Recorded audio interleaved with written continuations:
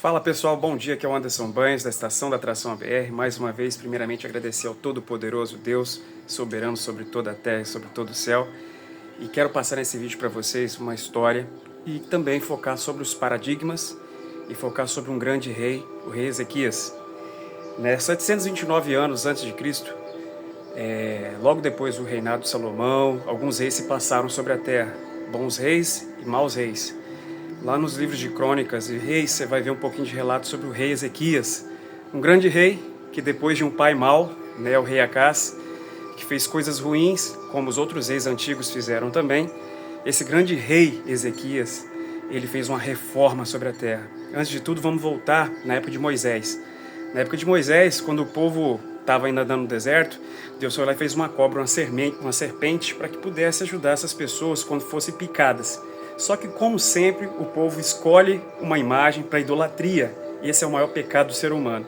Pegar uma imagem, um símbolo, um histórico, para poder formar como um Deus. Naquele reinado dos reis, quando Ezequias assumiu o poder, o povo estava todo corrompido, adorando outros deuses, como Salomão morreu. Vários outros deuses foram inclusos na religião deles lá, do judaísmo e tudo mais. Então, o que aconteceu? Esse povo foi começando a se corromper, queimar incenso para outros deuses, matar crianças para fazer incenso, queimar perante os deuses e fazer outras coisas.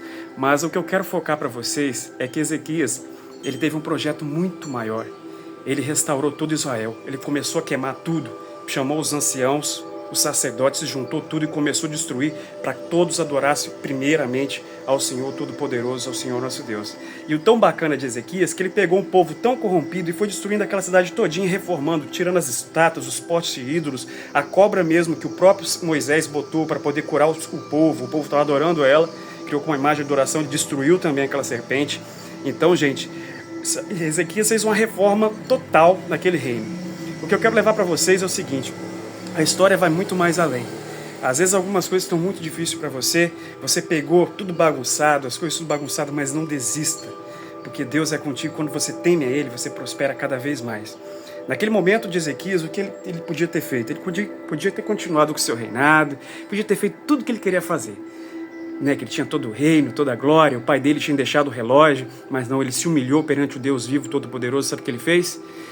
Ele orou e se rasgou as suas vestes e prometeu ao Senhor que reinaria com justiça. E sabe o que Deus fez com ele?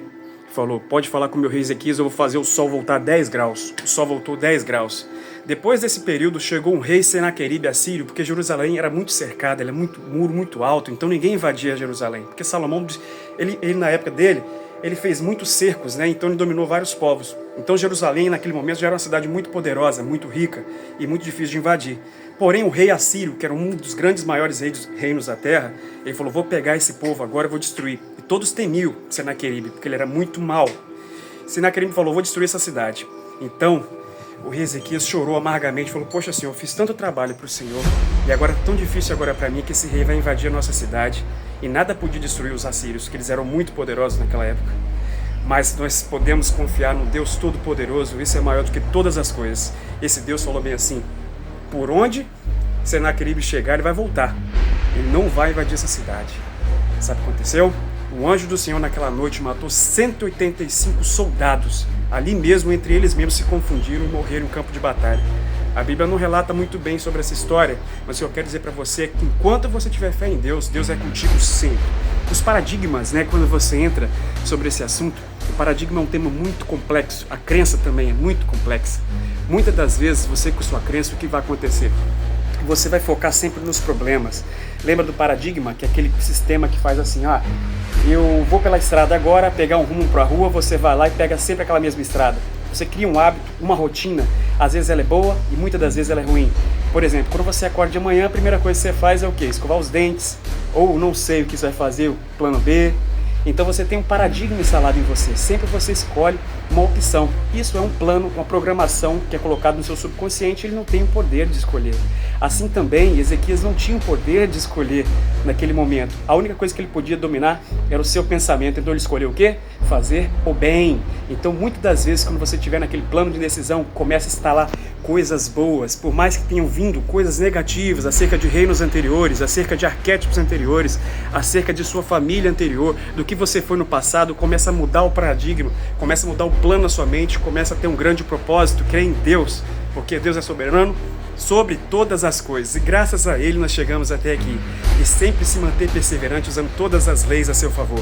Ezequias cumpriu o seu reinado, tanto é que depois ele ficou doente, e depois mesmo assim rasgou de novo as suas vestes, orou a Deus. Deus falou assim: eu vou dar mais tanto tempo para que você restabeleça o seu reino, e você morra com seus pais, e seja sepultado com os grandes reis. Ezequias restaurou todo Israel, o plano de Jerusalém, manteve o reino firme, sustentado, nenhum inimigo o invadiu enquanto ele reinou por 29 anos sobre o povo de Israel, e Jerusalém permaneceu intacta enquanto ele esteve lá.